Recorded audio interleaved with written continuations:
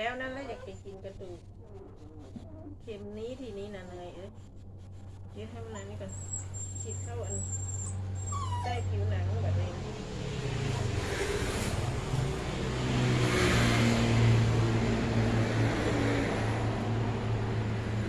เดี๋ยวหน่อยเดียวเพราะมันไหลลงนี่หมดมันไหลลงนี่หมดพอดูดับมันก็หมด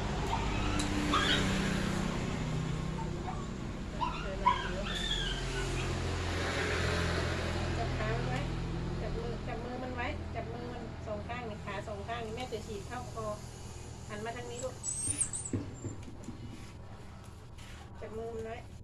จับตีน4 ข้างเลยไม่งั้นเดี๋ยวกลับมาแล้วเดี๋ยว